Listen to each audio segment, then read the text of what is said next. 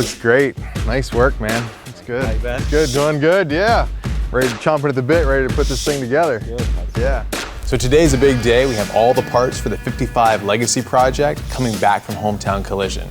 We decided to go with a two-tone paint job on this 55 Chevy truck to give it that old school feel. We chose a tri-coat Alfa Romeo blue. It has a lot of metallic in it. Can't wait to see how it turned out.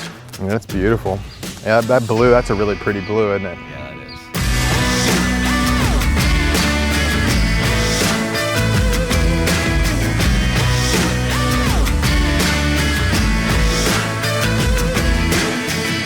The original fuel tank on this build was located behind the seat inside the cab of our 55 Chevy.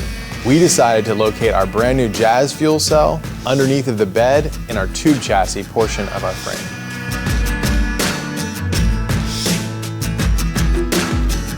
We decided to go with a brand new, freshly built LS6 power plant, made it up to a 4L80E automatic transmission. We're gonna bolt those together and drop them in our chassis.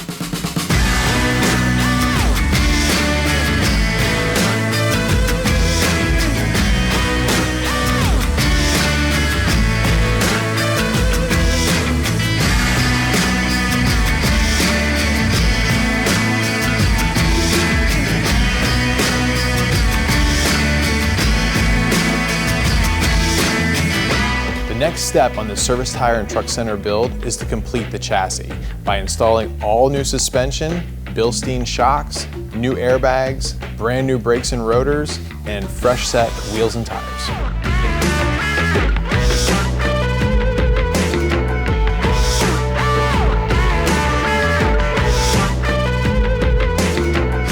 The front steering on this 55 Chevy was pretty sloppy.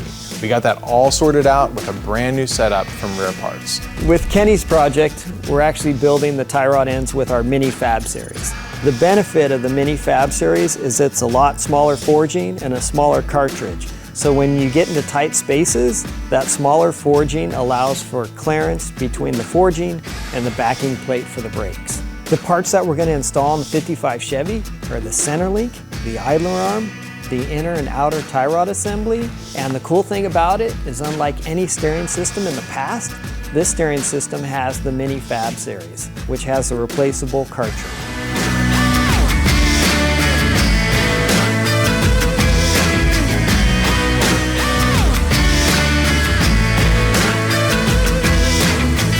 So now Dave is going to start the exhaust on our Legacy build. He's going to modify the custom set of headers and bend up a complete exhaust system using our Huth tube bender. My favorite part about using the Huth bender is it's all in one machine. With the versatility, I can bend my tube, assuage the ends, I can expand, contract, and with the multitude of tooling, I can make whatever end I need for the exhaust job I'm doing.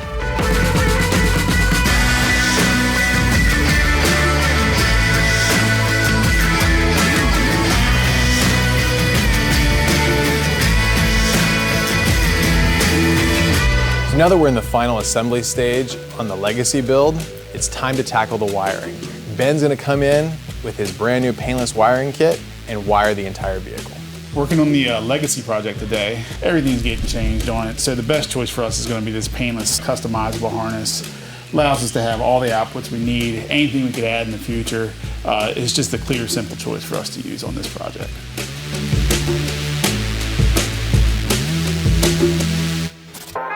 Here's a little tip for you do-it-yourselfers. If you're gonna do an engine swap and you're thinking, how am I gonna handle all this wiring? Painless has got you covered. You basically just cut all the old stuff out, put all the new stuff in, good to go.